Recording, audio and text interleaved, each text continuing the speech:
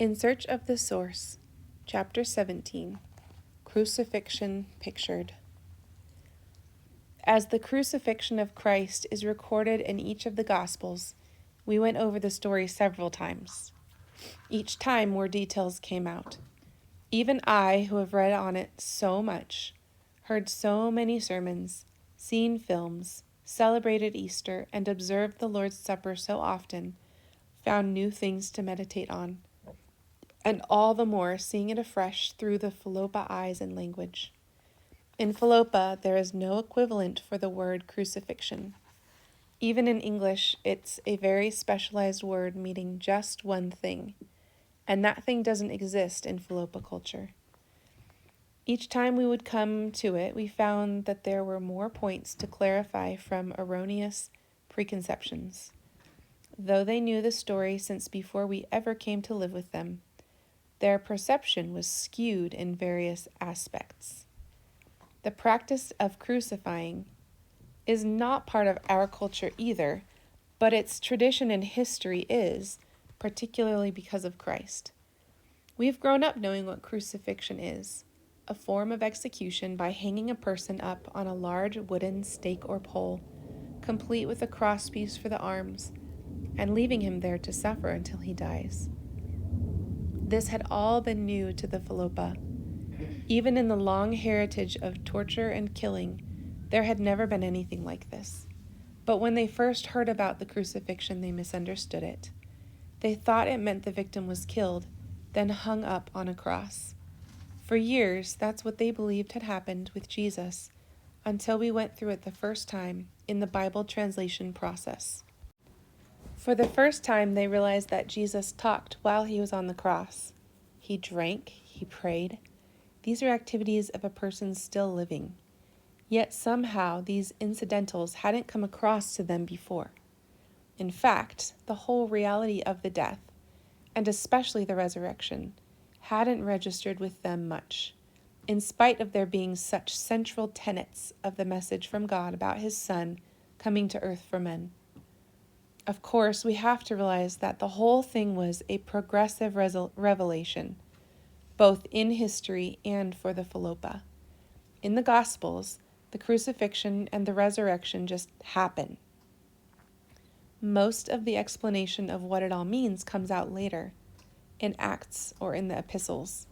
In this regard, the Philopa were coming to it all something like the first eyewitnesses did, seeing but not yet understanding. The original eyewitnesses, however, at least understood what a crucifixion was. The Philopa had a difficult time visualizing it. Even where Scripture says 2 thieves were crucified with Jesus, one on the right and one on the left, I had to make it explicit in the text that there were 3 crosses. Some of them tended to see Jesus and the 2 others hanging together on the same cross. These cultural gaps of understanding go both ways. Since Carol and I hadn't grown up in Philopa culture, we often wouldn't know when the people were interpreting some biblical event in a completely different way than we were. The concept of resurrection, for example, took a particularly long time to work through. It's another English term for which the Philopa had no literal equivalent. In the Gospels, the term is not used. The event just happens. Later, the commentary comes through loud and clear about an empty tomb, the meaning of the bodily resurrection of Jesus, and the promise of the same for all who believe. When these truths finally did hit home, however, they did so with profound effect, much more than we were ever used to seeing in our own culture. It was something completely new. In the traditional Philopa belief, when a person dies, his spirit leaves his body and lingers around the village for a while, and it can become either hostile or friendly. It is important to get on its good side. There are various things one does to ensure this. Eventually, the spirit moves away from the village and goes to a place called Sikiau. We've never been able to find out much about this place. The Philopa don't seem to have a clear picture of what it is themselves, just that it is where the spirits go when they finish their business around the village. The spirits of the recently deceased, those whose names are still remembered, can be called back as they are summoned by shamans. Those who have been forgotten and are consequently nameless cannot be summoned, however. Siki Au is a dark area, and those who do have knowledge of it don't share it. They would be particularly reticent to share it with those of us who have come with news of another spirit, the news of resurrection, and bodily resurrection at that, where the believer will be glorified forever in heaven. Being particularly reticent means hesitant, like they don't want to do it. Their term for heaven is Talene Be, which can be translated either as the Lord's place or the owner's home. The concept of it being a home at all, where they will not be alone, but where there is family, love, and light, rather than darkness and solitude and evil, is completely new to them. Can you imagine? Going from a worldview where no matter what you do, you end up in a place of loneliness and darkness, to where you have the option of going someplace where there's family, love, and light. What a beautiful thing. All this deeply moved the Filopa as it sank in. That this is the greatest free gift on the face of the earth can hardly be denied. The fact that for so many it is too good to believe, and they consequently don't believe it, is another matter. It is what the scripture teaches, but it also teaches that, in fact, the gift was not free. There was a price to be paid, and because it was beyond mankind's means to pay it, God did it himself through the sacrificial death of his Son. This means of execution was extreme, but so was the crime. Jesus paid for the sin of all. In time, the Filopa began to see how there was quite a difference between Jesus dying and then being hung on a cross for display, and his dying a slow and agonizing death on that cross.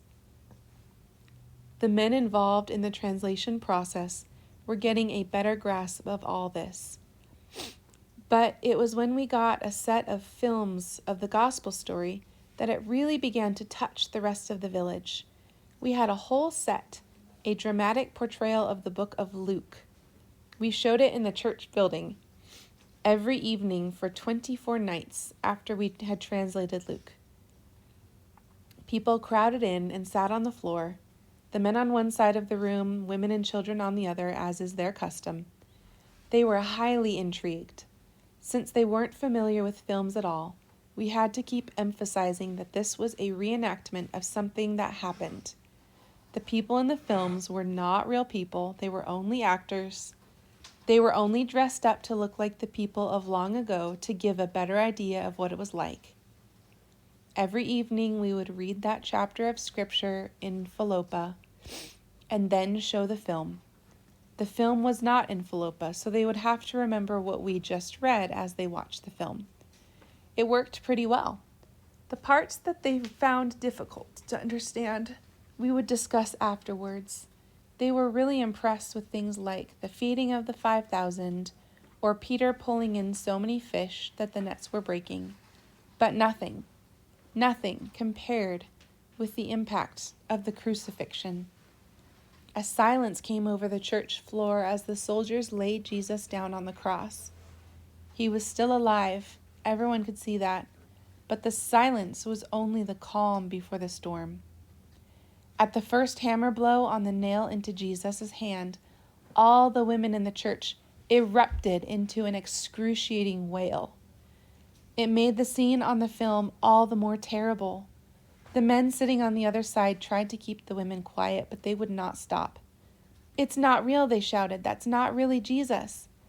But they were apparently not convinced. It was like Jesus was actually dying right before them. It was a culturally appropriate response. In a way, I suppose, it was no different than our applause at some heroic event in movie theater, even though the actors themselves were not the actors are not themselves present. But the whole thing, Jesus being nailed to that wood and then erected high so that all could see who was winning and who was losing, seemed more eerie and perhaps more real, with the uproarious wail from the women live in the room. It had a lasting effect on Carol and me. In the end, beneath the clamor, Jesus mouthed the words which we had read at the beginning. "Father, forgive them, for they do not know what they are doing."